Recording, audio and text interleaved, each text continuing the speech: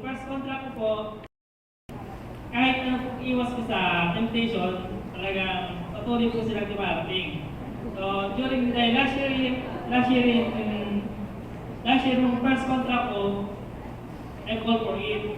So, last year po, nalaman po yun ng asawa ko, and I admitted to her naman.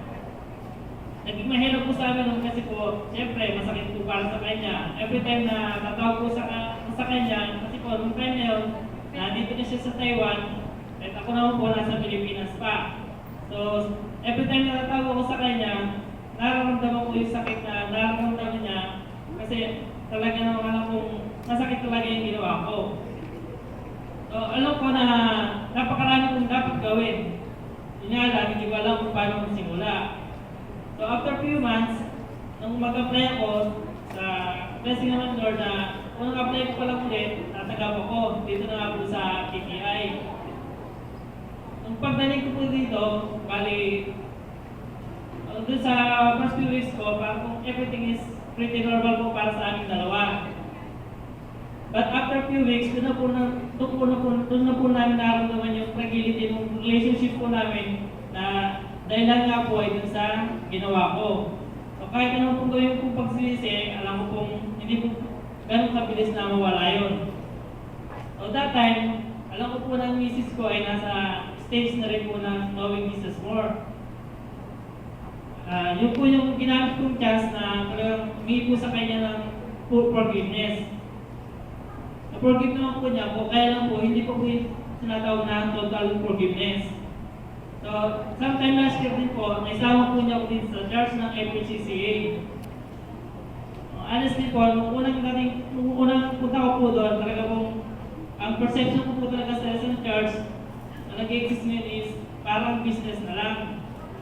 Pero ang naniniwala po ako kay Jesus, ang alam ko lang po, si Jesus, talagang pinanap ng December 25, alam ko po na nasa langit, hanggang doon lang po. Alam ko rin po na siya ay Savior, pero hanggang doon lang po yung alam ko. So, nung program po natin ko, talagang parang boring na boring. Naaliw na nga lang po ako kasi nung nadatang po doon, yung banda. Sabi ko po sa kanya, parang mayroong na Beatles.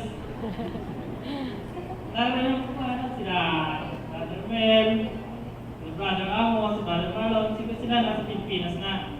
Diba, Beatles. So, inaliw ko na lang yung sarili ko sa ganon. Then, nung magsimula na yung worship songs nila, nagkaroon ako ng chance na mag-observe. Kasi, nakita ko lahat sila nakapikit. At ako lang yung mulat. Ako lang yung tanging tao na mamulat to. So, nakita ko yung pumapa nila. So, after few minutes, parang napahiya naman ako. So, ipinagit ko na lang yung mata ko. Nung nagtuloy-tuloy yung songs, nung nagsimula rin na mag-sing sa mind ko yung lyrics at saka yung hymns ng kanta. So doon, parang something na inside nyo na may na-touch. Pero pagkatapos po nung service na yun, wala pong pinagsabihan na may na-experience ko kakaiba. Hindi ko rin po yung sinabi kahit sa asawa ko. After that service, na ano lang po yung sarili ko na madalas po akong sumasama mga mga service, sumasama nga sa mga activities nila kahit po wala ang asawa ko. Nakakarating po kung saan saan without her knowledge, na malalaman lang po niya na nandun ako. So after a few months po sa family na to, may nakapapansin na po ko sa sarili ko na unti-unti na po may nagbabago. Yun nga po, siguro po nakita rin po ng asawa ko na unti-unti akong nagbago. So, unti-unti ko na rin po nakukuha yung linya pagtitiwala. So, ngayon nga po, eto na po kami. Last September 10 po, doon po nag-celebrate po kami ng 9th year anniversary namin. And last September 16 po, yung simula po ng relationship namin, yun po yung ang relationship namin po ay meron ng 10 years of existence. At sasabi ko po na proudly to everyone na yung relationship po namin ay growing na po. Talagang growing na growing. Kasi po yung love po namin po sa isa't isa ay talagang budget ko po ng love na nanggagaling kay God. So yun po, napakasalamat po kay Lord kasi po, ginamit po niya yung circumstances na yun para pumabot po kami dalawa.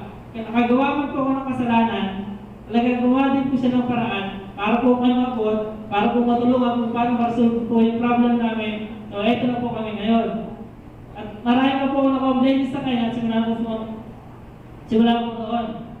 Ngayon po, kahit po yung nandito po kami mag-asawa, yung tatlong anak po namin, tatlo na po, okay naman po sila. Sobra-sobra po yung pag-alaga at pagmamahal na binibigay po ng mga in-laws ko na talaga namang sobra-sobrang blessing po para po sa aming mag-asawa. So isa po pong blessings na natanggap po ay ang pagbibigay po sa akin ni God ng gift na magkaroon po ng isang spiritual family. Dito ko nga po inakuta sa FHCCA, so masasabi kong a real place, a real best place for me to belong. So lahat po ng papuri at pasasalamat, ipinahulog po sa aking Panginoong Jesus. Amen.